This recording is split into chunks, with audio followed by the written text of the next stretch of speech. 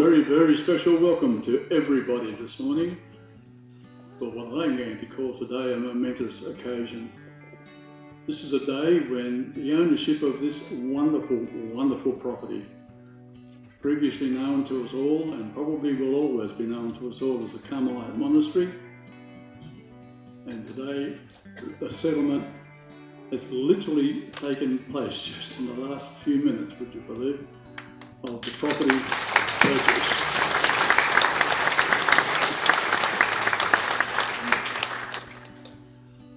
It's an incredibly momentous day in the fact that for so long this has been a wonderful, wonderful spiritual haven that has been developed here over many and many decades to become the facility that it is. 6.9 acres of property, the buildings that part of which we're in right now, and a fabulous fit-for-purpose building and a setup here for what now will become what is planned to be the Centre of Excellence, the Patria Centre. It's a fantastic opportunity, and it has all been made possible by the help and support of you people. The local community of Wagga has made this purchase possible. This has actually been possible without any government support.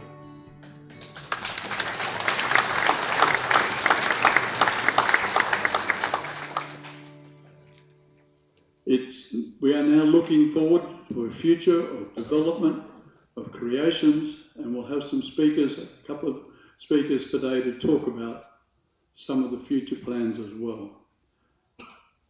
I'd just like to make some official recognitions of visitors with us today. At the top of the list is Sister Maria Hughes, up here with us. A day of mixed feelings for Sister, and I'm sure she'll share that with you in the near future. To Natalie, how am I going? Natalie Gray as well. Natalie, thank you so much for being able to join us today and coming up from Melbourne. Special welcome to the Mayor, Councillor Dallas Tout. Thank you, Dallas, for joining us today. The member of Riverina, Michael McCormack.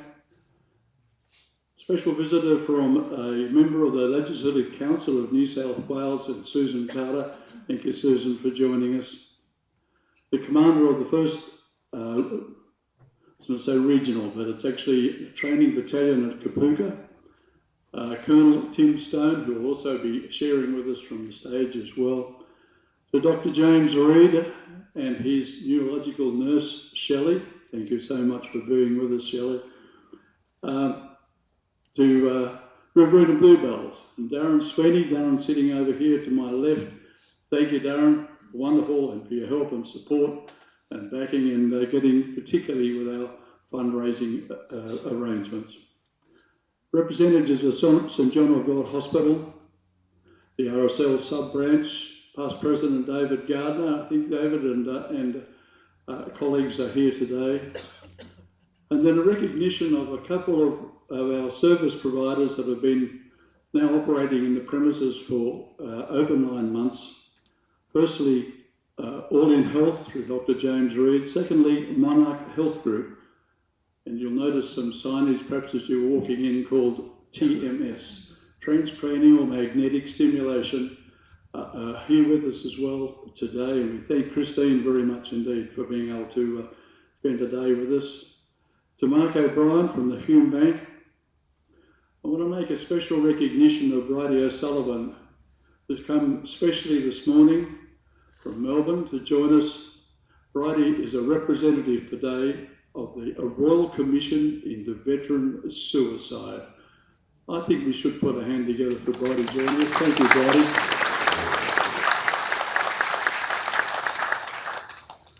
To all our veterans and to all our first responders that have been able to make it in today, special days for you in the future, of course, will be held from time to time and on a regular basis as well. All the very, very best to you guys, and here's to the future where you'll be able to do more and more and more, receive more and more support here and not have to travel. So I want to just acknowledge not all sponsors. Well, I will acknowledge all our sponsors, of course, but I particularly did want to mention individuals because many are anonymous and many are with us today. Too many to mention, of course, in a roll call. But there are a couple of organisations that I would like to mention, and that is the Rotary Clubs of South Wagga, Rotary Club of Wallundry, and the Rotary Club of Wagga Wagga, whose funding has made it possible for us to both commence and also be involved with renovations of the facilities right now to make them fit for purpose with occupational certification as a medical support centre. Also to the Charter Car Club for their wonderful donation. These are substantial donations along with so many others that have made these renovations possible over the last 8 or 9 months. Thank you guys, and thank you all so very much indeed. To all of our wonderful sponsors that are with us today, thank you so much.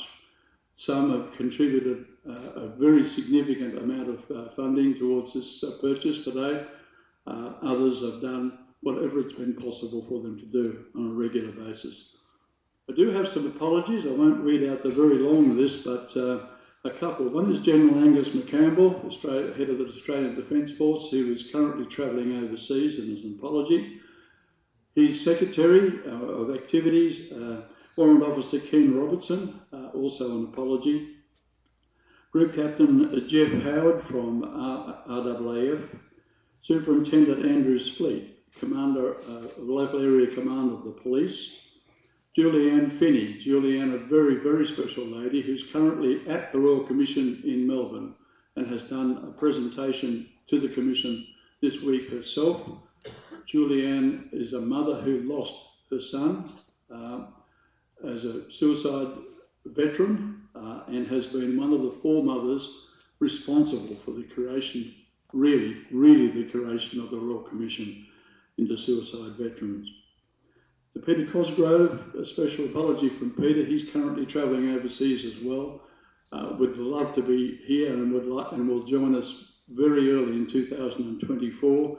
Peter's a patron of the St John of God Hospital and is looking forward to the development of a satellite facility right here at Patria.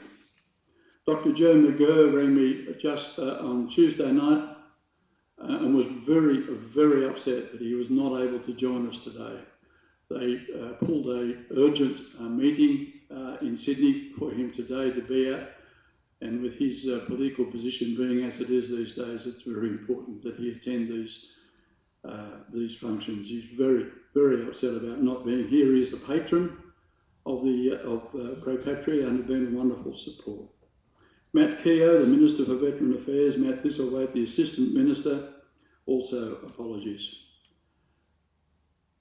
Just one other apology that I would like to mention. It just happened yesterday, as a matter of fact. The guy who's a director of the Defence Shed, very, very important part of the development of Patria here, the Defence Shed, which is such a great organisation supporting our veterans. He's a director called Terry Ryan. Terry went down and had to have several bypasses done, and he was hopeful to be home on Monday or Tuesday and be here today. Didn't happen, as the usual situation these days in hospital. If you go to hospital, you generally get sick, and of course he's caught an infection and he hasn't been able to lose some medicine. So to Terry, thank you, mate, and thank you very much. He sent his very, very sincere wishes for a lovely day, and congratulations to the team that have made all this possible. So thank you.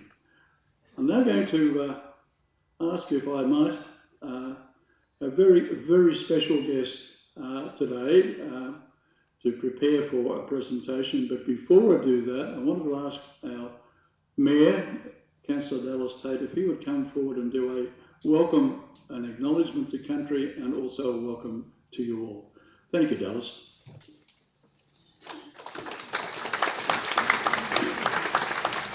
Thanks, Alan. First of all, I'd like to acknowledge that this event's taking place on Wiradjuri country. I acknowledge that they are the traditional owners of this land and pay my respects to elders past, present and emerging. I won't do all the formal acknowledgements again because Alan's done a great job on that, but I would like to acknowledge everyone else here in the community, whether it's from Wagga or outlying areas around Wagga, just to this, and I think it's completely appropriate that this,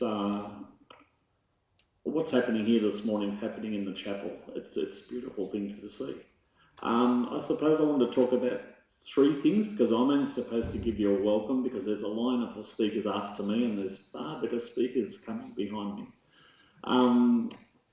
It's not just about a welcome from the city, it's also a welcome from the city and the region, and even where this place will go and what it will do in the future. It will be national.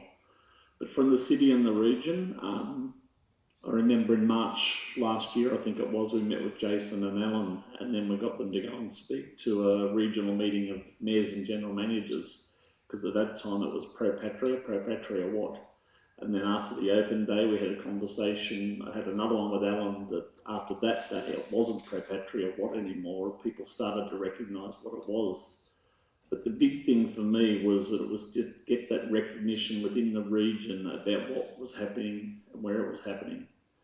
The second thing I wanted to talk about was the military connections, and Commandant Stone's here and he'll talk about that. But, you know, briefly from the history of the city, the relationship between the military and this city goes back decades and decades and decades, and it would nothing more appropriate than pro Patria to be purchasing property here to operate this from in a military city, because that's what we are.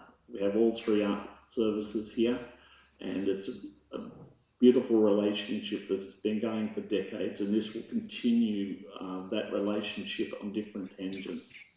And the last thing I wanted to talk about was memories of the fundraising for the Cancer Care Centre. That was about 20 years ago. And the call went out then. I was living in Gundagai then, and they announced the figure that they needed. And I thought, oh, God, they'll never make that, or they'll never make that. I was on council in Gundagai, I think, at the time. But the region, not just Wagga and the region wrapped around that and fundraised it, and they got all that money fundraised. And it was an unbelievable figure to aim for, but they got it. And then when this pro Patria was announced and the figure came out again, not only did this area meet that fundraising total, but so quickly. And that just speaks volumes for this city and what it does. I'm involved in Carevan, and to this day we've been operating for 5 years, still with no government money. We rely on the generosity of the community for everything we do, whether it's food or monetary donations. The common thread across all three of those things, the cancer thing 20 years ago, Carevan, and what's happening with Pro Patria, is that this city and this region give very, very generously. And what's happening today is a direct link to that generosity of community. Small donations, medium donations, and large donations. People give what they can. So on behalf of the community, I'd like to thank the community for being so generous to enabling organisations like this to be created and provide a critical service. On that, I think I'll finish up, Alan. Thank you.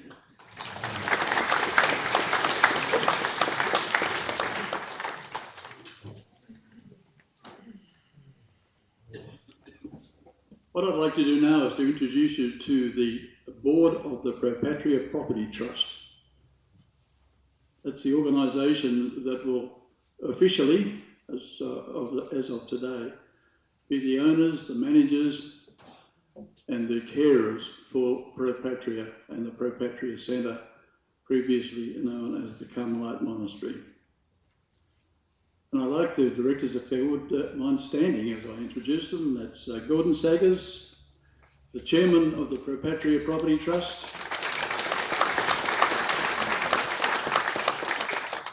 David Friedlieb, treasurer of the Pro Patria Property Trust.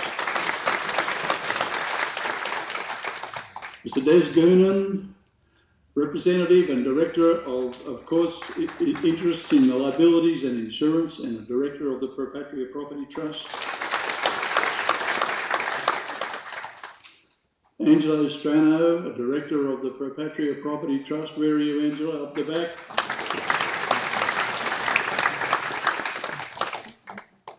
our do everything man, Angelo. Thank you, my friend. And to Madeline Suddy as well joining us today. Thank you, Madeline, very much indeed. Madeline has experienced a very serious accident over recent months and it's just wonderful that you're able to be with us here today. Thank you so much, Madeline. Also, I'd like to acknowledge at this stage, if I could, the other board which is involved in the operations of the Pro Patria Centre, and that is the Pro Patria Centre Limited. And that board is made up, Lyle Salmon is chair, Lyle is an apology today, unfortunately, travelling in Queensland, poor fellow. Jackie Vandervelde, down from Sydney, thank you so much, Jackie, for joining us. Jackie's over there standing against the wall. Jackie has been a tireless, absolutely tireless supporter of the activities of the Pro Patria Centre and has made so many of the things, particularly to do with government support, funding, relationships with various people through the services possible. Thank you, Jackie. Of course, the guy who had the temerity, the absolute temerity to suggest that we could have an organisation in Wagga that would support veterans to such an extent as this, the guy who had the vision, the future and the mission, Jason Frost, the Director of Patria.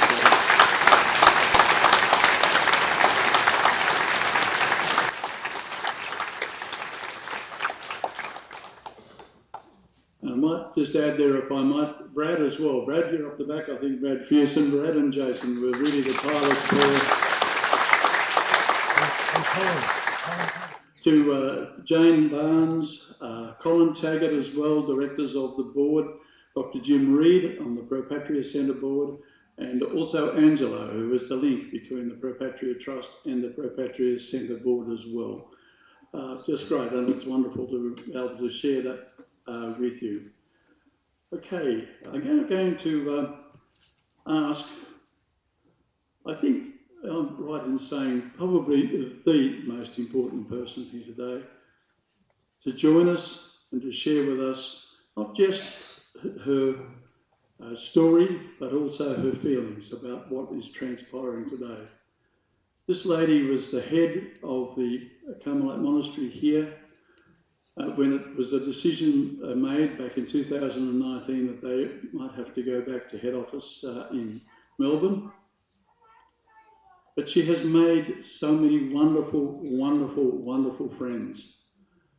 And whilst my involvement with the Pro Patria Centre came about just short of a couple of years ago, in that time and in that association that I have had with direct working relationships with the Carmelite nuns themselves, this lady has become a very, very dear friend of mine. And I take great pleasure today in introducing to you Sister, I might need the doctor, Sister Maria Hughes. Thank you so much, Sister.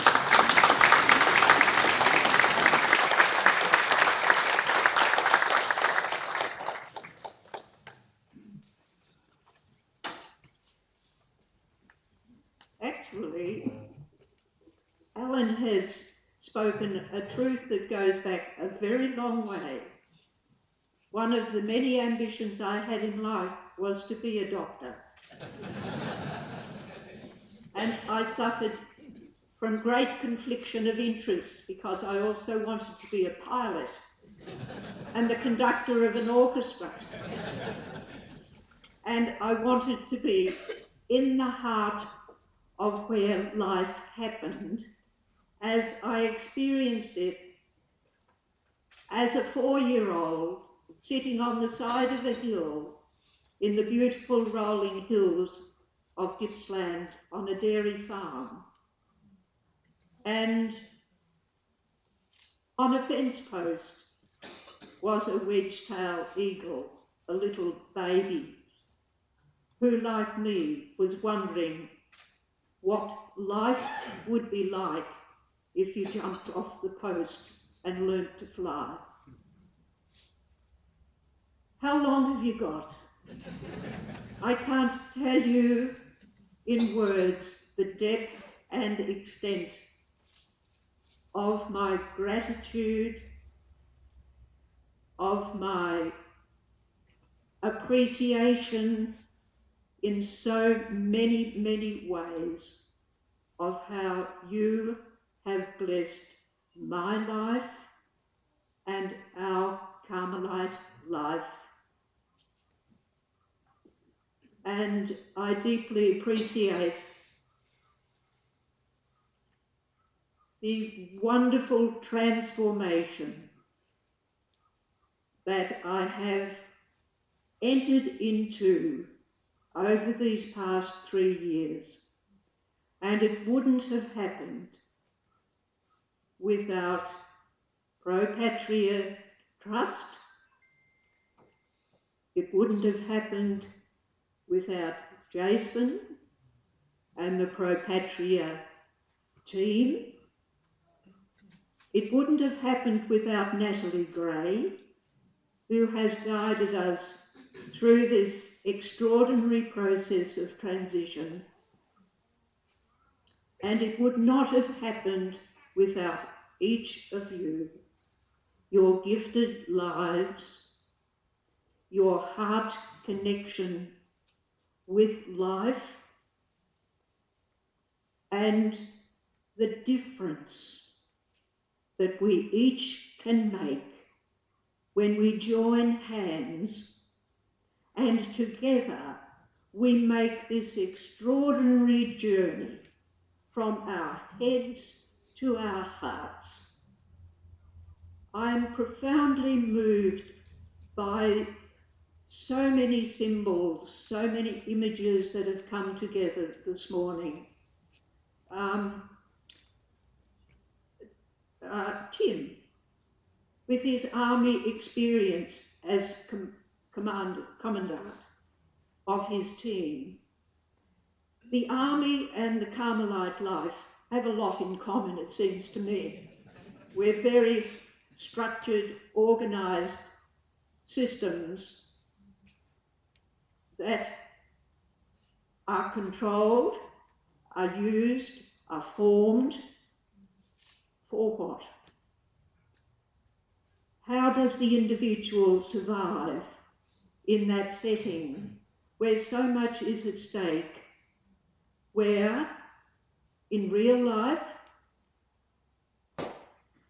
defending your country, in religious life, church structure, prayer-based mission, discipline, self-control, all of these issues are a reality, and we can interpret them and bless them all from gospel injunction. And there comes a point where, amid the external structures of life, we have to bloom. We have to find our roots. And the other powerful image here is that wounded person on the cross overlooking the highway as life streams past. It is also the tree of life, the image of Patria that unites those two forces, those two images which are so united in each of our lives.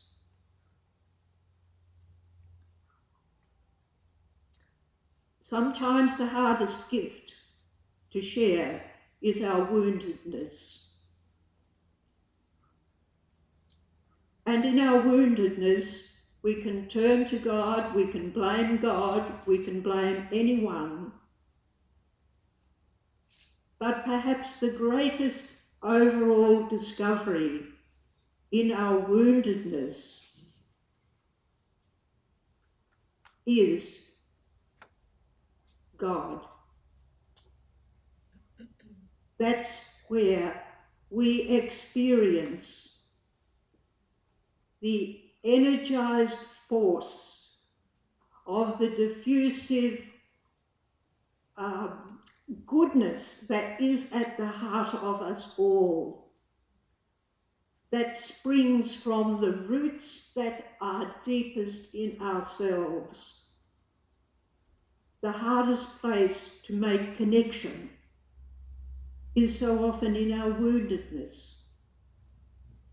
But it was Jason and myself standing here in the middle of the church that made that connection 3 years ago. Our brokenness and woundedness in having to leave this sacred place, and the story of Jason and his life and his mates also in service, dedicating their lives and being broken in the process. It was that combination of energy at that root level of lowness that the transformation, the connection with that energy took place. And this is what we are celebrating today.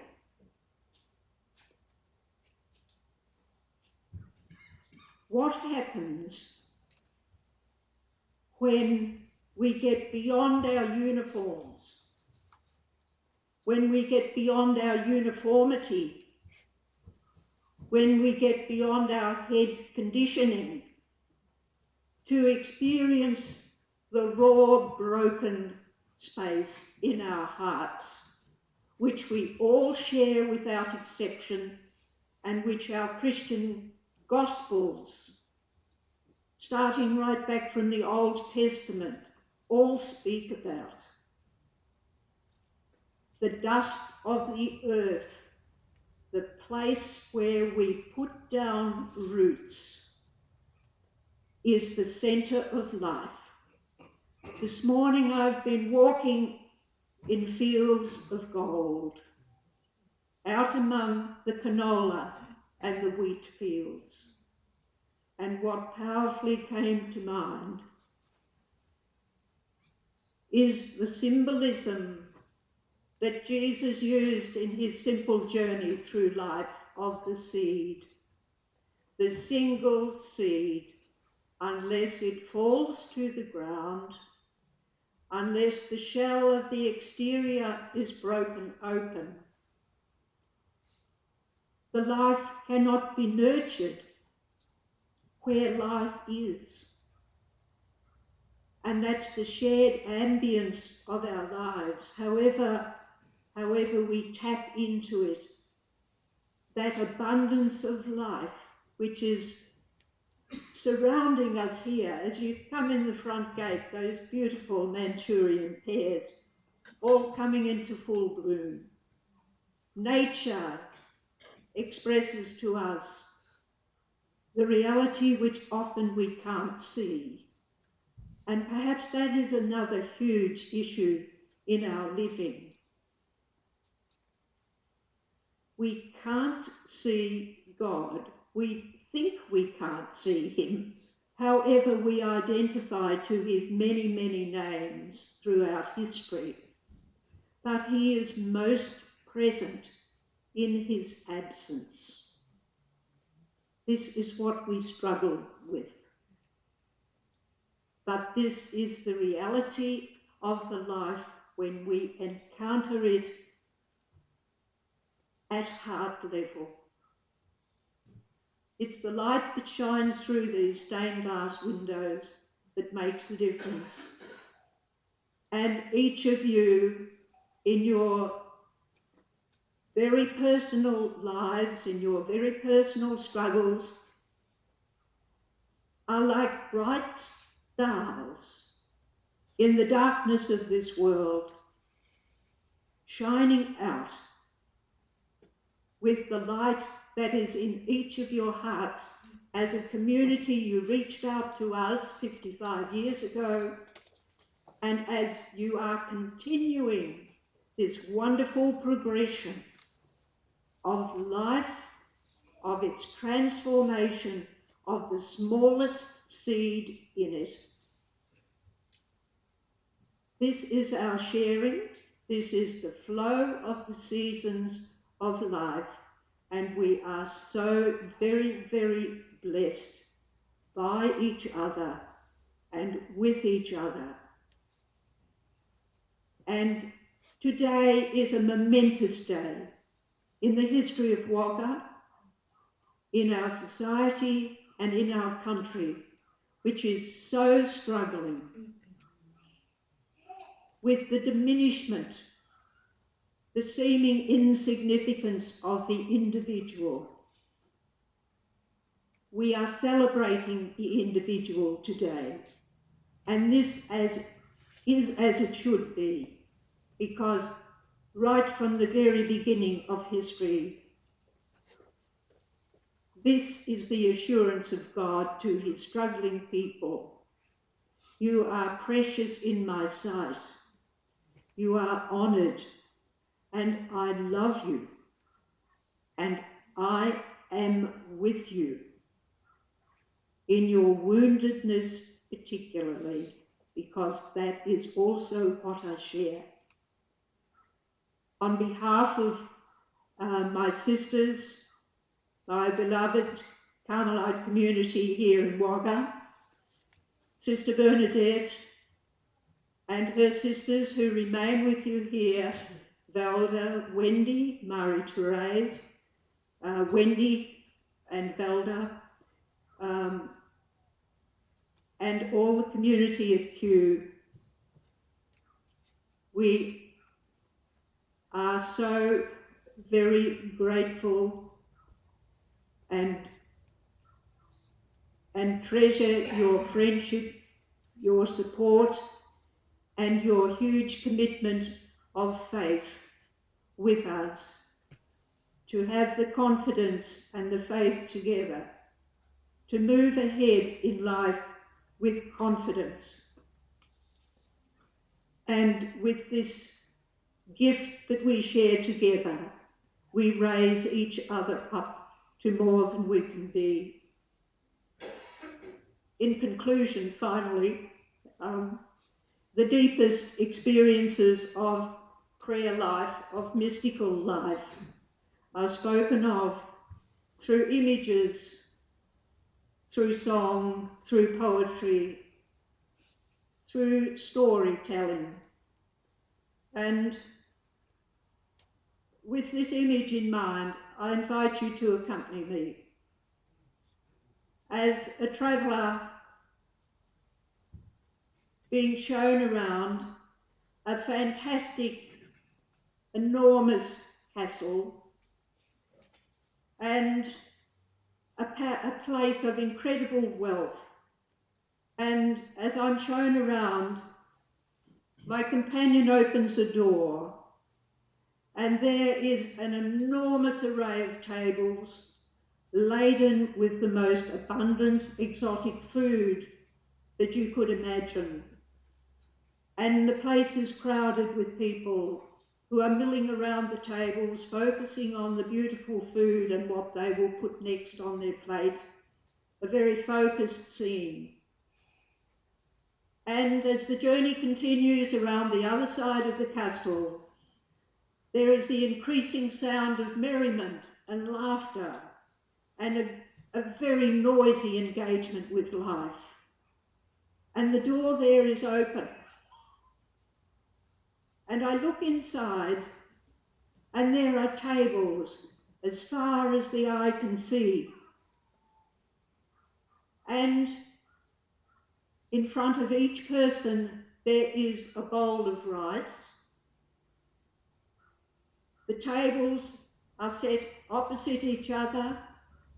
The extraordinary thing here with the bowl of rice are the longest chopsticks, and each person is happily engaged in feeding the person opposite. And may I just tweak that image a little bit and say that initially the bowls were filled with lamingtons, homemade by the Carmelite nuns, coconut ice and chocolates. And now those bowls are filled with the organic fresh, healthy abundance of Pro Patria's garden. And this is a marvel to see, and a tremendous joy and promise of the future, that when we engage with life, with our heart, concentrating in service however it is expressed to the other person, we all thrive together.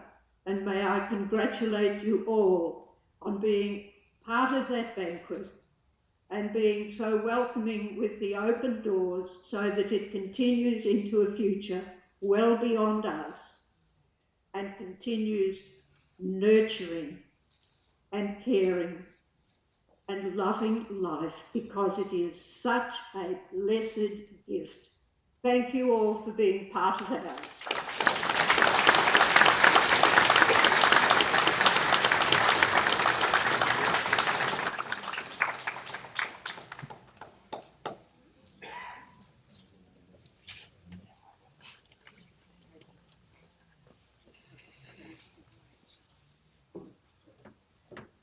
Oh, thank you, sister.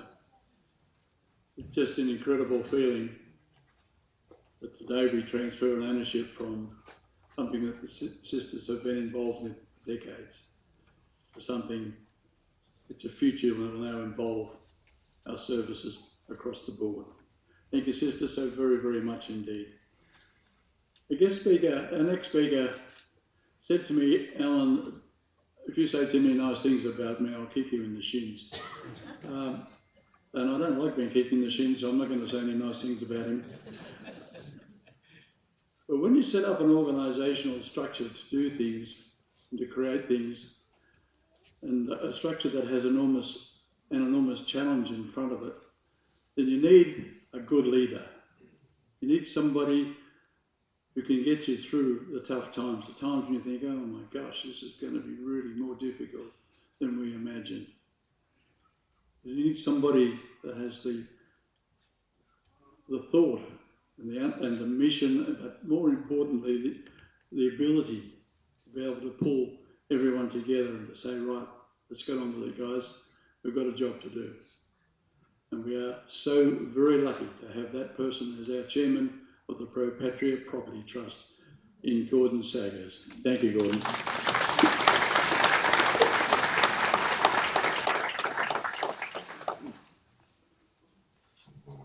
Thank you, MC Allen.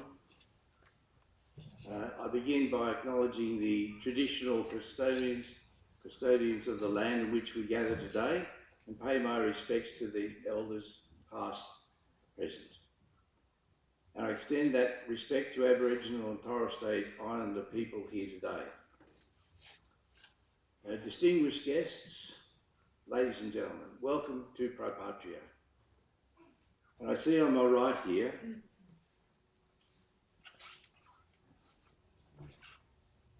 something it's the deeds to this property.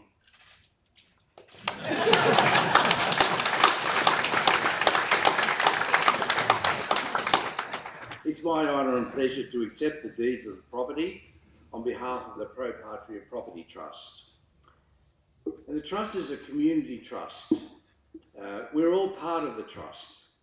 And we're now the landowners, but we're also the landlords. Landlords because we are leasing the property to the board of the Pro Patria Centre, who will run the day-to-day activities. Now, I'd like to reassure you that those managing all aspects of the Pro Patria here are carrying out their duties with the highest level of governance and responsibility. So how did we get to this point? Firstly, through the inspiration, the desperation and persistence of President Jason and the members of the Defence Shed. They're a group of about 100 veterans wanting a better outcome for themselves and their families than what's currently available. Secondly, the encouragement and welcome from Sister Maria, from the Carmelite nuns, recognising and embracing this need and seeing an opportunity of leaving a Carmelite legacy to this region. Their head office has endorsed this property acquisition by the Patria Property Trust and have made it possible through a significant reduction in the purchase price. Thirdly, fundraising from all over Australia. Far too many to list, many anonymous, including charitable foundations, registered clubs, social clubs, car clubs, parish teaching and friendship groups, businesses, men's and women's organisations, families, and you here present today. And fourthly, free of charge services and supplies from a whole range of professionals and trades, businesses, local government and semi-government institutions with their time, advice and expertise.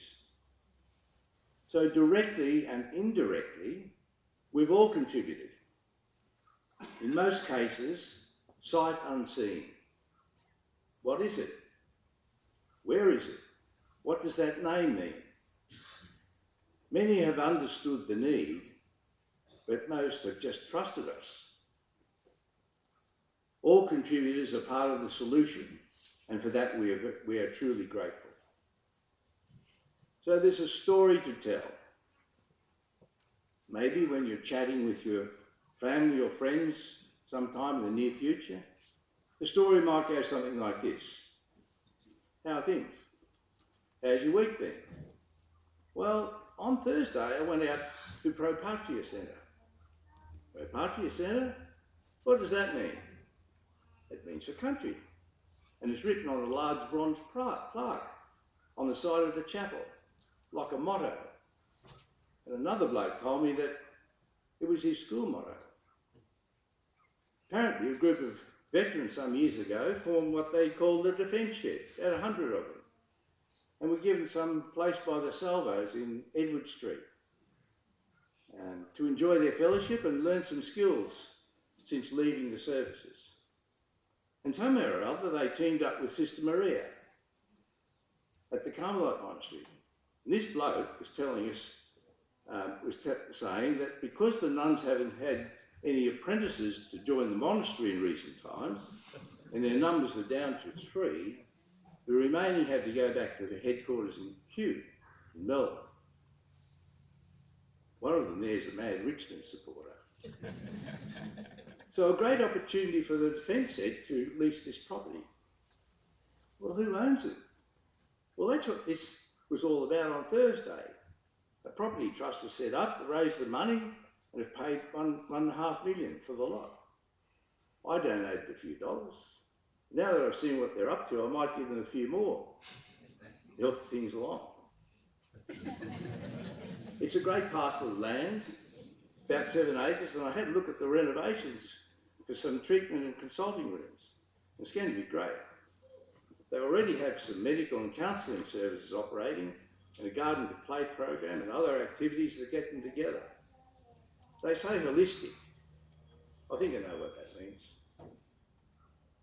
The rent from leasing all this space pays for the maintenance and outgoing costs. The bloke said it's the first of its kind in Australia. Not bad for Wagga, eh? So that's the story. We need to tell the story.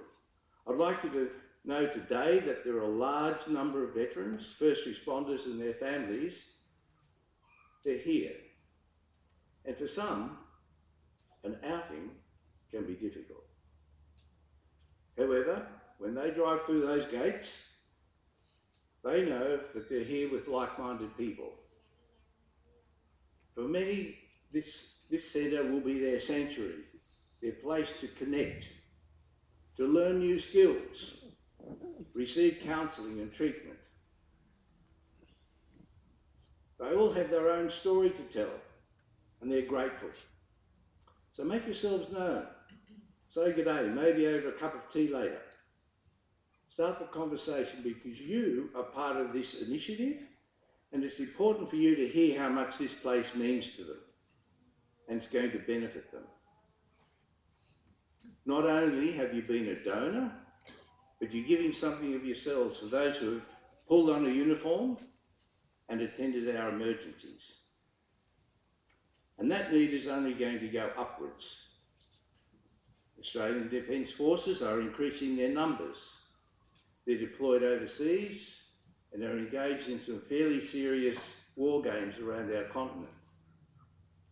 Our first responders are attending more emergencies, and our society just seems to be becoming more fragile. So with time and development, the facilities here will expand and become more available for the wider community. Our region is leading the way, and Pro Patria is the template for others to follow. Well, that's it from me. But I'm reminded of a little Aussie battler, little boxer called Jeff Fennick. When Jeff finished his bouts, he used to say, "End the mare, I love yous all." Thank you very much.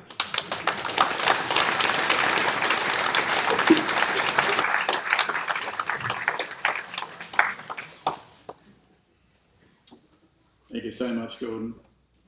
I think you know what I meant about a leader. Thank you. The next speaker is a very, very, very important part of the development here at Pro Patria, because without somebody of this type being involved, it was difficult to really know how we were going to start fulfilling some of the important holes that existed in the support for our veterans, first responders as well. Along came a gentleman who expressed his desire to support people who are finding it hard, people who are been in the forces, people who have pretty serious depression, PTSD, anxiety, suicidal thoughts, very special areas that require very special attention and who require a medical type person with a very special attitude towards those illnesses. And we have been so fortunate in our area. The fellow actually moved from a practice at Bondi Junction of all places. Gosh, centre of the universe, Bondi Junction. And settled here in Wagga and got involved almost immediately with Pro Patria and the Pro Patria Centre. Almost immediately became part of the formal structure of the organisation. Almost immediately became a director of the Pro Patria Centre. And then, as soon as possible, moved his practice into the Pro Patria Centre. Not just his practice, but All in Health, which is an organisational structure that supports the people that we need to support here. I'm going to introduce you to, look, there's a CV about 4 pages long, which I'm not going to go into great detail because I know you'll appreciate just exactly the sort of gentleman I'm talking about. A special welcome to Dr. Jim Reed.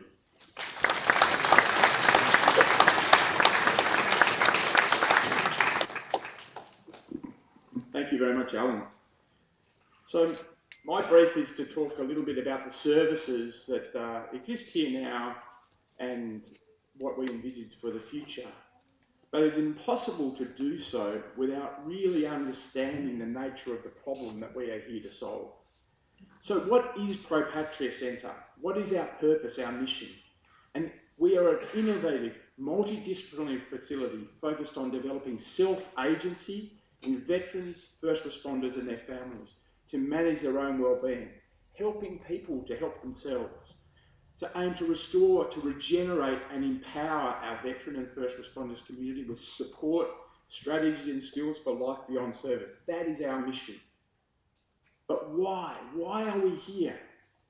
Because our bravest, our most resilient are broken. The very people who run towards gunfire from the sound of gunfire rather than away from it. That's how brave and courageous these people are, have been broken by their experience. The Royal Commission into Defence and Veteran Suicide was formed because of the severity of the problem that this group of people was suffering. 46 soldiers died in Afghanistan over 20 years. 46 servicemen and women, I should say. 1,600 have died from suicide between 1997 and 2000. 40 times the number of people are dying by suicide after their service or during their service than are actually lost in the battlefield. It's a huge issue, and this is the tip of the iceberg, because behind closed doors are people, are families who are suffering transgenerational trauma because people are broken, not just with suicide, but with PTSD, with depression, with chronic pain, with an array of different problems that the current system is failing dismally. And not because these people aren't strong or resilient, because they have been through too much. The kind of work environment that has people jumping out of planes and helicopters. We saw what happened in the Tiwi Islands just recently. That's just in training. And that's what we're seeing, people watch their best friends dying next to them just in a training exercise. I know from talking to Frosty of being launched, off 30-foot waves as a commando, bang, bang, bang. Imagine dropping from halfway from the ceiling to the ground, time after time after time again, 4 centimetres shorter after the end of his military career. What that has done physically to someone, let alone what it does to their brain. We know from what's coming up with sport injuries and so on, with CTE or chronic traumatic encephalopathy, it's not just concussion that causes brain damage, it's the length of time someone plays a contact sport, because these subconcussive injuries damage people's brains. And that then causes a biological depression, an inability to regulate emotions and so on. This is the normal work environment of the people that we're talking about, and that's the veteran side of things. And then there are the psychological traumas. I had fortune of being very close to veterans over a long period of time, and I recall in the year 2000 talking with a friend of mine about his service. He was an army medic in his service in Africa and Rwanda, okay? We think of our soldiers as aggressive people. No, they're peaceful warriors. Frosty was on a phone call the other day on holiday telling his daughter not to harm ants, right? Just as the nuns are peaceful warriors, okay? So our veterans are in the service of not just Australia, but people worldwide. And in Rwanda, they're seeing atrocities that we could not understand. My friend told me the story of walking into a church with 3,000 murdered people and pulling out a little 3-year-old girl from under a body who'd been there for 24 hours and wanting to adopt her and bring her back to Australia and not being able to do so. How do you deal with that sort of trauma? That same man told me about, as a UN soldier, watching people being maimed, arms amputated in front of them, people being raped, and because he was not being fired upon, he could do nothing about it. How do we deal with those sort of situations? You can't medicate that. That's not the solution. And this is at the tip of the iceberg. Then we have other situations. We have situations where the person who has your back is maimed next to you in the war zone, and you can't sit there and grieve. You're being fired upon. You have to keep going and going and going. So there's not opportunity to actually process those emotions in this situation.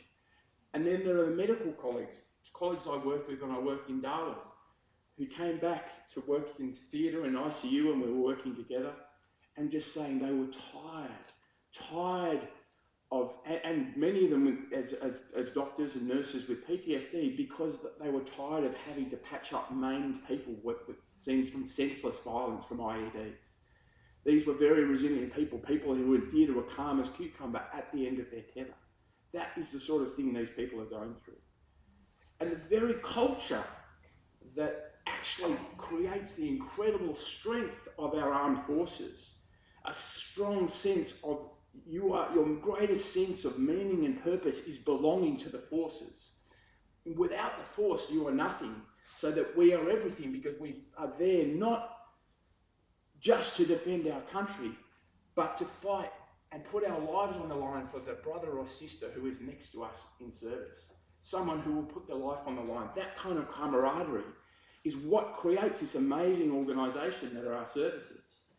Yet that very same thing that means that people don't want to let their mates down. So when they get an injury, when their back is hurting, when their leg is hurting, in the middle of a mission, they don't stop, they don't give up, they keep going. When they are struggling emotionally, dealing with the things that they're having to deal with, they don't want to stop and let things down. They don't want to tell someone about it during their service because they don't want to be put on leave or put on sort of, stood down, because their whole sense of who they are is in that role about, putting their life on the line for the people next to them. But unfortunately, when you have an injury and you don't get it treated, I did my hammy on a silly motorbike accident this week, and if I don't take if I went out and kept running around, it's going to get worse and worse and worse. And that is what happens when people don't get the physical and psychological help and keep going and going. And the expectation is to keep pushing and pushing people. And the strongest people come back broken. And when that comes from medical discharge, so that the rates of suicide amongst people who are normally discharged, so the voluntary discharge, is the same as the general community. But for those who've been medically discharged, it's 3 times higher. Why? Because their sense of meaning and purpose, their sense of self is taken away from them. Their sense of belonging to part of something is removed, and then people end up isolated. And they're disconnected from the very things that are most associated with well-being, with healthy aging, a sense of meaning and purpose, of close, intimate connections, the connections that someone would die for you and suddenly that is gone. A sense of connection to something more extended. These are the things that we know are associated with people aging and remaining well, but all this is taken away. And is combined with a physical and mental trauma, an inability to process or understand complex disease or dis-ease, social isolation, guilt, anger, and a general community and families who struggle to comprehend what our veterans have experienced. The situation for our first responders is similar. So we know about the veterans, the Royal Commission into Veteran Suicide. Not a lot of people know that in 2019 there was an Australian Senate inquiry into first responder suicide, post-PTSD, post-traumatic stress, and premature mortality. The report is called The People Behind 000, the mental health of our first responders. And this reflects on similar issues with suicide and mental health and other conditions in active first responders and in those who have retired.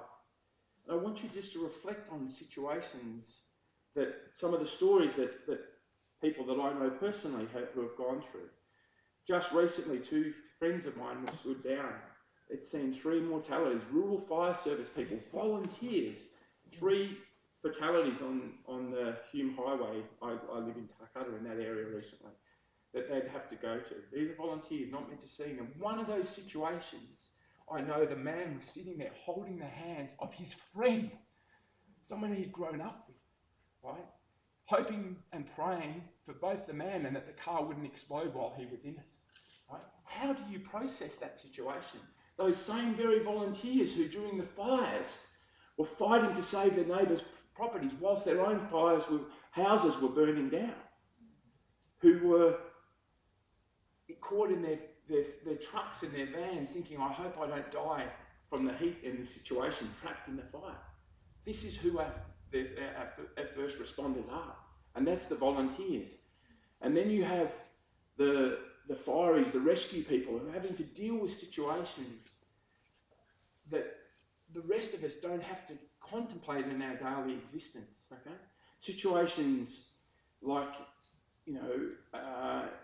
being in a helicopter on a wire hanging out trying to rescue people in floods, and there's 3 people on the roof, and only being able to pull 2 off in time on the wire and watching the 3rd person get washed away, and having the guilt and the remorse of, could I have done something different? We're not built to try and respond to those sort of traumas psychologically. And that is the people who are putting themselves in the front line, trying to help other people around them, are having to deal with these sorts of situations.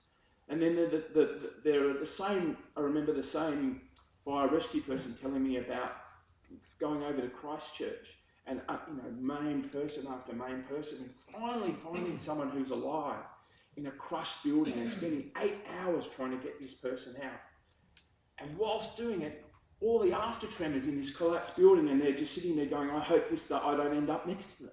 That's the kind of situation our first responders are put in. And then we have the police and the paramedics who are going to incessant domestic violence over and over and over, and seeing things that we don't want to have to deal with all the time. Patients who are on ice, patients with psychosis and mental health disorders who are making irrational decisions, and you're trying to save someone else and someone else is trying to hit you, and so on. My own experience, unfortunately, with this is also tragic. I recall myself being a first person on the scene of a motor vehicle accident and trying to resuscitate a woman in the front seat of a car. My car was also involved at the accident site. Someone ran into me. There was a rolled truck and I was the first medical person there. Trying to resuscitate this woman, knowing that her 2 children were dead next to us. And I was standing in the child's brain at the time. That is the kind of thing that the rest of the community can't understand, and the only thing that helps is people who understand that. So for me, it was a paramedic mate of mine, who's still a very good friend of mine 20 years later, who called me at the right time to support me, because it is that sense of belonging with other people that make a difference. So this is the situation that these people are going through. And then they come back and we have people coming into the system that is well-intentioned but is flawed. The Grattan report into the Medicare shows that that came out in December last year, showed that the system is failing. It is failing patients, it is failing GPs, it is failing practitioners, because it's not dealing with complex and chronic illness. The 6-minute consultation, we can't wait to get in. There were weeks waits to get into the GP. The GPs are seeing 6 minutes, churn the people through, and so on. And we're not having this holistic whole person approach that we need to actually deal with the situation. And the situation is the same for DVA. DVA really is an extension of the Medicare system, just as designed for veterans. And the same issues. It is not designed for the complexity and chronicity of what people are going through. So we need to have a system that is better than what is there. We need to work differently. And unfortunately, even the most well-meaning governments, things take time. We cannot wait for the Royal Commission to give its findings and for that to be, when 80 people are dying every year from the veterans alone, let alone the first responders. We cannot wait. We have to do something, and that's where Patria comes in. The Grattan report again said there were needs for team care. We need to have a holistic, multidisciplinary approach, and that's what we are trying to achieve here at Patria. Because the nature of medical ethics, of what we are trying, the good medical ethics is about 4 main principles: non-maleficence, do no harm; beneficence, do good; autonomy and justice. But unfortunately, in the current system, there is maleficence that arises because the system is not set up. So people are being harmed. Oh, I don't have time, I'll just put you on a medication, and then another medication, another medication. Polypharmacy. Now, these drugs have a role. I'm not saying we shouldn't be using medication. But the problem is they're palliative, they're not curative. And for conditions like PTSD, they actually don't have the answer. They're getting 30% response rate at best from medications and things like PTSD, because it doesn't address the underlying issues, which is support, which is much more complex, it takes more time, and it needs to be multidisciplinary. So there is harm from the current system, yet there are novel and innovative therapies that are out there that have the potential for beneficence, for benefit. But the current regulatory framework is slow, and people are not getting access to these things. Things like Jason's story with you about accessing medical cannabis. There are lots of people accessing psychedelics that now have just been TGA approved, but people have been using for 5-10 years in the non-regulated context without all the other supports that gives them the most benefit, because people are desperate, people were dying, so they had to do whatever they had to do. So their autonomy, their basic ethical right to have autonomy in your own healthcare, was not being addressed by the current system, creating an issue with an X of justice and injustice where people can't access their basic human rights in healthcare. So what are those human rights? The 7 main human rights of healthcare: access, the right to access healthcare services and treatment that meet your needs. And all well-being, and the practitioners are working in the hospital and general practice, they're great caring people. But unfortunately, it is not addressing and accessing the needs of these patient groups. Safety, the right to receive safe and high-quality healthcare in an environment that makes you feel safe. The hospital system does not allow people to feel safe with these conditions. They're not understood in these places. So people are going out to less safe environments, down to the pub to get some medical systems, cannabis before it was accessible legally, medically, you know, and not within the structure, in an unsafe environment rather than a safe environment, which is what we're trying to do, to create a different framework to allow these things to happen. Respect, another foundation of your basic healthcare rights, to be treated as an individual with dignity and respect, your culture, identity and beliefs and choices recognised and respected. But unfortunately, most people don't understand the culture of the military or first responders, and that is not dealt with within the system. And the needs of those people are not being respected, and so on, saying, this is not working for me, people are not being heard. So the partnership of shared decision making is not being happening, and that's what we're trying to address. We're trying to create access. We're trying to create safe places for innovative therapies, where people can be respected with partnership, where we give people all the information, another healthcare right, about all the potential opportunities and different things that people can be treated for, in an environment with privacy, and where they can give us feedback, where we've had our surveys that ask the community, this is a grassroots organisation, what are your needs? How can we address your needs?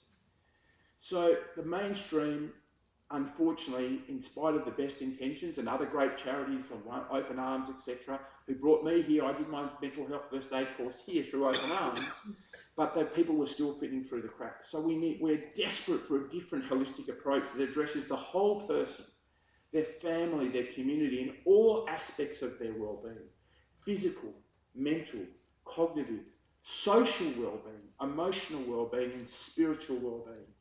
This is a spiritual place. Spiritual well-being, a sense of meaning and purpose and connection. This is not being addressed by the current system, and this is what Pro Patria is about. We have emerged as a solution. Rather than just to complain and expect government to step in where we have chosen to act, we cannot wait. People are dying. Many of the best Australian attributes are reflected in the culture of our services and of rural Australia. We are resilient. We step up and help our neighbours and our community. We work in resource-poor environments and isolation from services. So we step up in the spirit of mateship. This is who Pro Patria is, a grassroots organisation looking after our neighbours, our brothers and sisters, our community next to one another. We have to step in until government joins us, and we invite government to join us, and I know that you guys have been trying to do so, but we cannot wait, and that's why we're here. So I want you to reflect now on the tree of life, okay? This tree of life came from a seed that was planted by a few individuals from the defence shed, so who could not wait any longer watching their friends die. Planted here at Pro Patria Centre at the Carmelite Monastery, the traditional spiritual home supporting services in the Riverina. Pro Patria, for one's country, existed here on the wall long before we as an organisation came out. The branches of this tree are our services. The big branches: clinical, education, research, and community collaboration. So what do our multidisciplinary clinical care involves? Currently, we have psychologists here, we have psychiatrists here. Unfortunately, at this point in time, I'm the only GP, and definitely we are under-resourced, but we need more practitioners to come and help with that. We have nurses, we have exercise physiologists starting, we have pain specialists. We have, that's just on site, and then we have engagement through the organisation with other places elsewhere, with medical cannabis and other things as well. So we already are having the clinical services, but we are a sapling at the moment. We are not the full tree. We still need to be supported to help grow, and this comes back to the community support. And then we have innovative treatments. You heard Monarch Group mentioning S-ketamine therapy. This is the only drug for treatment-resistant depression that is available. We have engagement with other services, psychiatrists coming down and working with the hospitals and nurses here, giving people ketamine therapy in the hospital system. We have transcranial magnetic stimulation, again for treatment-resistant depression, but also now for PTSD. We have access to medical cannabis now legally, and we're exploring in hyperbaric oxygen therapy, and we have people training in this area. We also have research and collaboration with universities is already going on here. Psychologists and media students from Macquarie University have been involved in the journey of Patria already and continue to be so.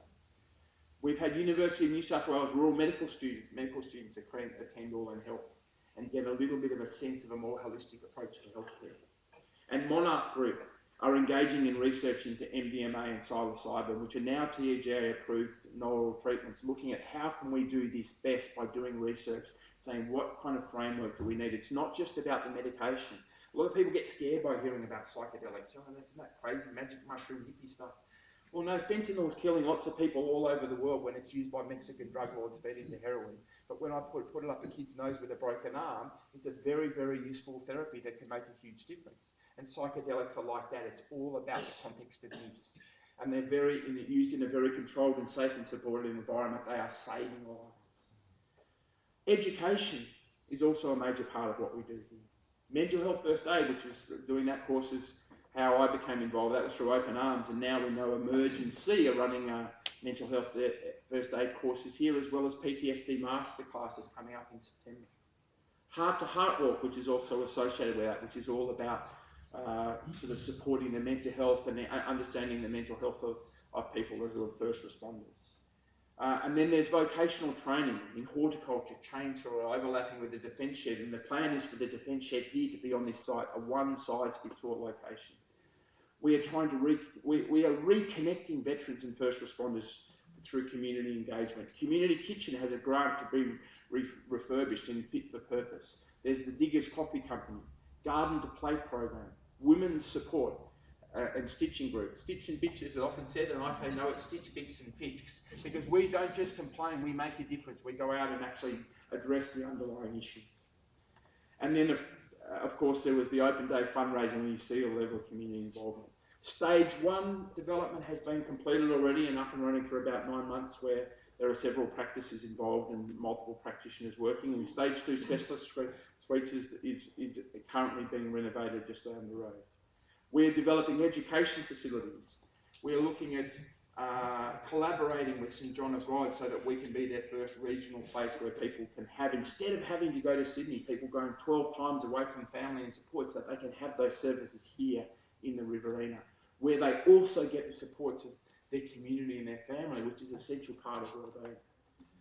So this is where we are moving. But this is only half of the tree. If I ask a child or a person to draw a tree, they just draw the top half of the tree.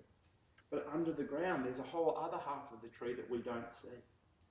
The roots of the organisation, the roots of the tree, hidden supports, the incredibly generous Riverina community that we have in this room, all of you I'm looking at, are all part of that. The more extended community of volunteers and generous benefactors that have allowed this place to be developed and to actually become a reality.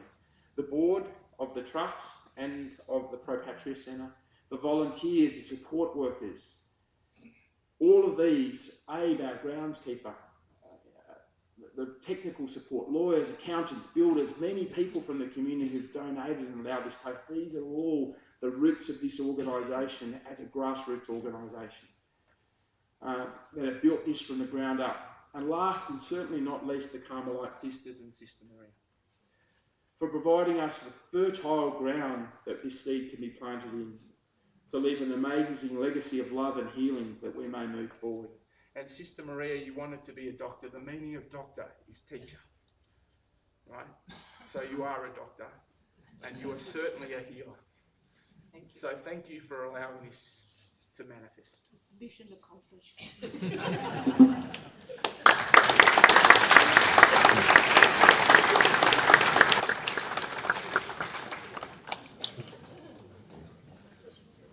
Okay, we're going to now ask all of those that are wanting to take a photograph to join us up the front, because we now are going to officially exchange the documentations for the settlement to proceed.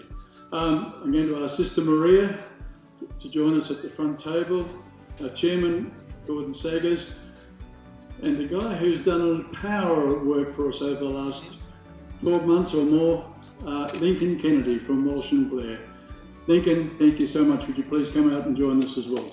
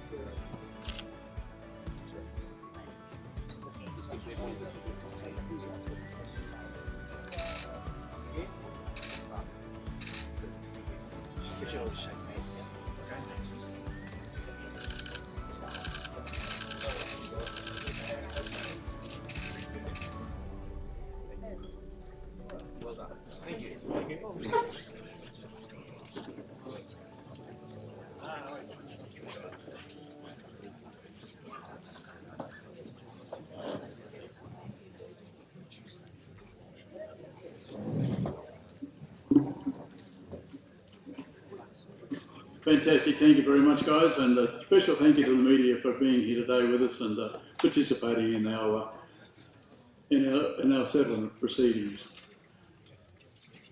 Experienced logistic officer with a demonstrated history of working in the military industry, skilled in crisis management, operations management, military aviation, strategic human resources and supply chain management.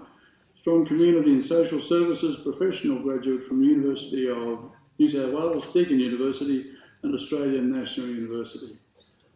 That is a brief description of our next speaker, the Commandant of the RTB, Recruit Training Battalion, Kapuka, Colonel Tim Stone.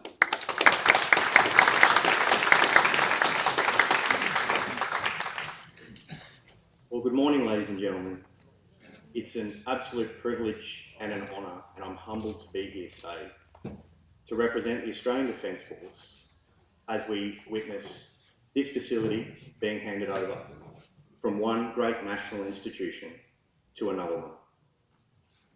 I really did appreciate Sister Marie's comparison between the Army and the Carmelite nuns, although I suspect their standards of discipline are a little bit higher than that. At last count, there was 417 veteran support organisations within Australia.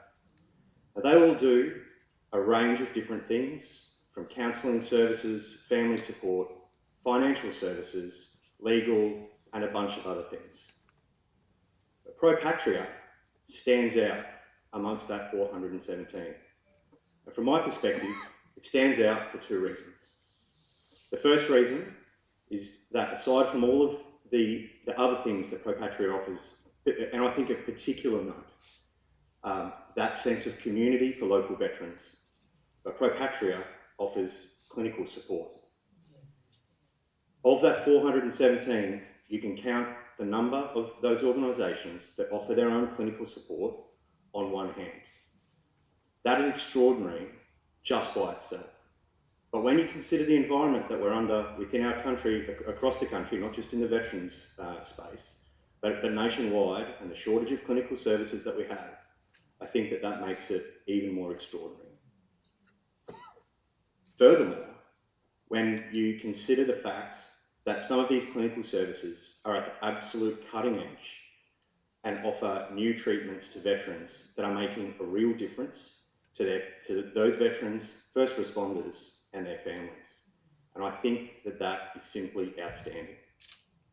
The second reason that I think Pro Patria stands out amongst that group is that whilst there is a large number of members, and Frosty is a perfect example, who have a personal connection to defence, I'm simply staggered by the amount of people involved in Pro Patria that don't have a personal connection to defence.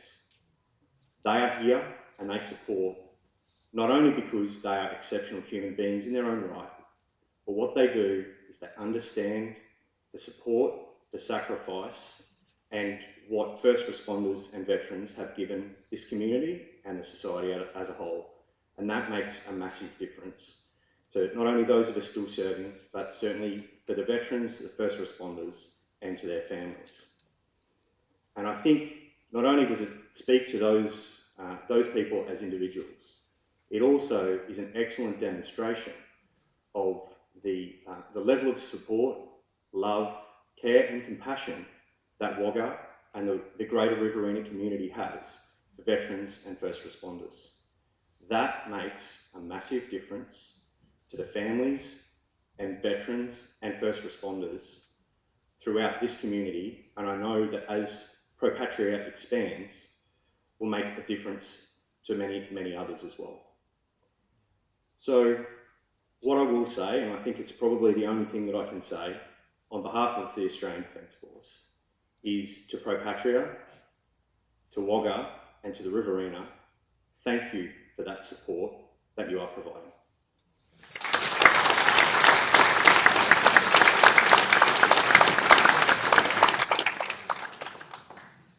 Thank you so very much, Tim. Like our final speaker, our final very brief speaker, as it turns out, because we're over time. I don't have to introduce to you because you all know who he is, but let me introduce you this way. He's our member for Riverina, none other, of course, than Michael McCormack. Thank you, Michael. Thank you very much, Alan. In the low-lying scrub on a World War I battlefield, with his life ebbing away, a soldier said, well, at least they'll remember me back home. And they did. And Charles Bean, noted historian, had the Australian War Memorial erected. In that man's honour, in the honour of the 60,000 Australians who lost their lives in what was called the Great War, and no war is great. No war is great. But the interesting fact remains that in the 10 years after World War I, 62,000 men and women too lost their lives from the effects of the war. More than those who died in the war itself. We should have learnt back then what we now know, and that is war takes a terrible toll on soldiers, on people in the Air Force, on people in the Navy, on nurses, on families, on everyone. On everyone. And of course we lost another 39,000 in World War II. There are 103,000 names on the Australian War Memorial honour roll. And we remember those, we remember the fallen, we honour them, their service and sacrifice. But it is a national shame, a national tragedy that so many whose names do not appear on honour rolls, whose names do not appear on cenotaphs, also suffer, also die as a result of their war service. Charles Bean described the Australian War Memorial in Canberra as a sacred place. And Sister Maria, this too is obviously a sacred place.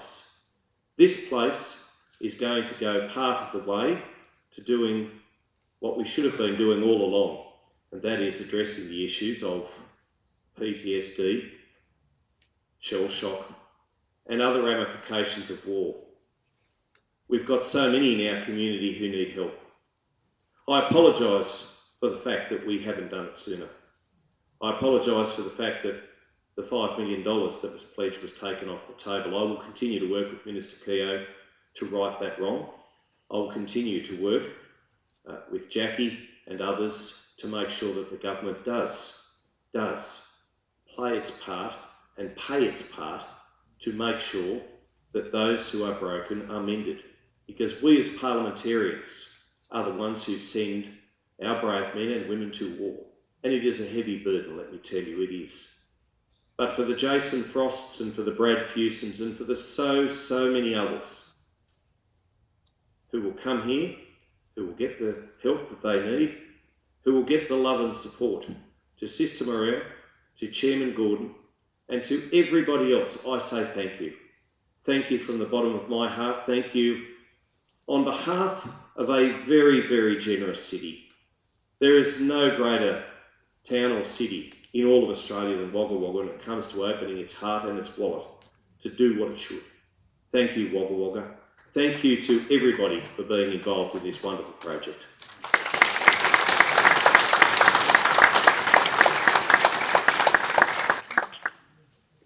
Thank you, Michael. And thank you all. Thank you for your understanding. Thank you for being with us for the duration of the acknowledgement of the settlement.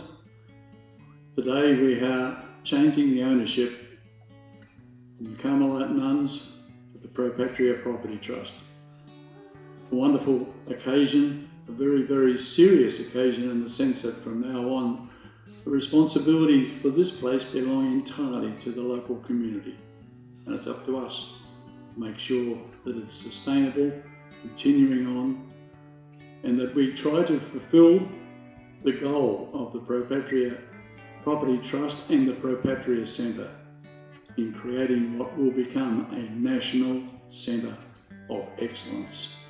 I thank you all so very much. Before we leave, however, there is morning tea, almost lunch, being provided over in the reception rooms by some of the most wonderful people you can imagine, and they are supporters of our Pro Patria organisation under Mary Malone, and we thank them all so very much indeed. For those who can stay, please come and network with us, have a cup of coffee, cup of tea, a sandwich, and enjoy the next couple of hours with us here at the centre. You all, a very special thank you, but there's one person I did want to thank just especially before, and that's our caretaker. We have a 24-hour, 7-day-a-week caretaker here at Pro Patria, and he is Abe Bruckner, and I wanted to say a special thank you to Abe.